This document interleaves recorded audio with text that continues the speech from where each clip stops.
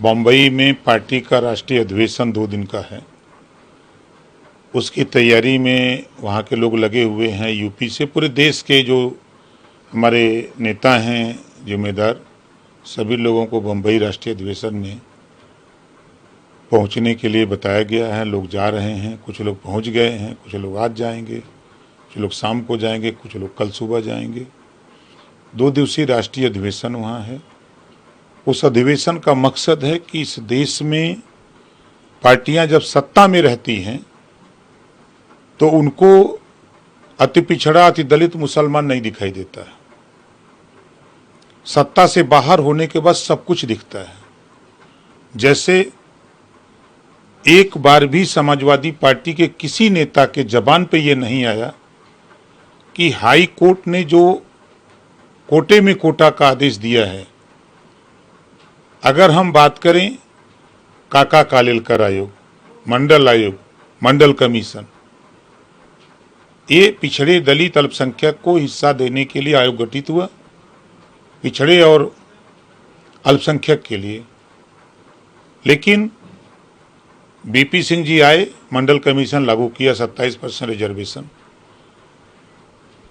3 सितंबर 2013 को high court ने कहा कि 27% आरक्षण बांट करके सबको हिस्सा दिया जाए जो भी पिछड़ी जाति में आते हैं।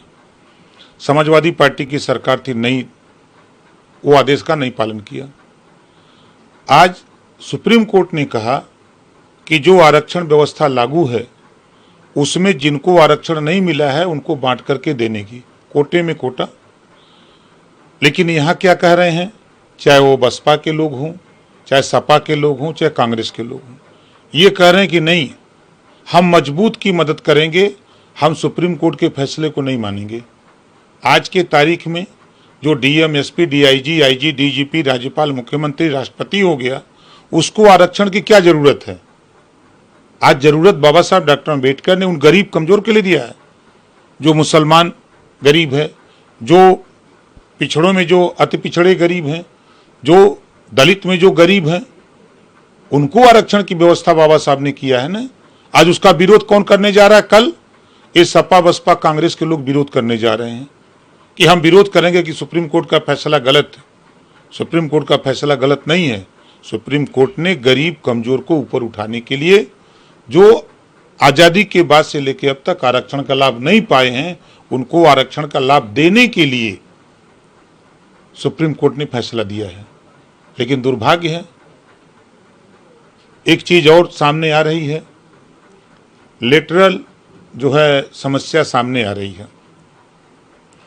लेटरल एंट्री और कॉलरिज्म 2 चीजें हैं। हम उस पर अध्ययन कर रहे हैं। चपरासी की भर्ती, माली की भर्ती, ड्राइवर की भर्ती, बाबू की भर्ती लिखित परीक्षा से हो रही है। और जो देश को चलाने वाले लोग हैं, ब्यूरोक्रेट हैं, ऐसे लोग सिर्फ इंटरव्यू लेकर के सिलेक्ट हो जाएंगे। अगर ऐसा है तो उसमें भी जो बाबा साहब डॉक्टर अम्बेडकर जी ने आरक्षण दिया है, उसमें भी आरक्षण व्यवस्था लागू होनी चाहिए। ये व्यवस्था कांग्रेस ने ही गलत किया।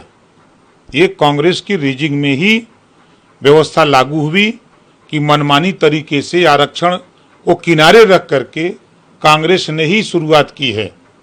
कांग्रेस तो लेटरल आप कांग्रेस के लोगों से पूछा जाए कि लेटरल भर्ती प्रक्रिया शुरू किसने किया? कांग्रेस ने शुरू किया। कांग्रेस ने पिछड़े दलित के साथ धोखा किया। कांग्रेस ने पिछड़ों को आरक्षण नहीं दिया, शुरू कांग्रेस ने किया। मैं वही कह रहा हूं कि जब ये सत्ता में रहते हैं लोग, तब इनको सुध नहीं आती है। जब ये सत्ता से बाहर जाते हैं तो इनको याद आता है। आज न कांग्रेस को याद है, न सपा को याद है, न बसपा को। एक भी नेता रोहिणी आयोग की बात नहीं कर रहा है। एक भी नेता सामाजिक न्याय समिति की जो रिपोर्ट तैयार है पिछड़ों के आरक्षण बंटवारे को, कि पिछड़ों में जो गरीब कमजोर हैं, पिछड़े हैं, उनको आरक्षण दिया जाए।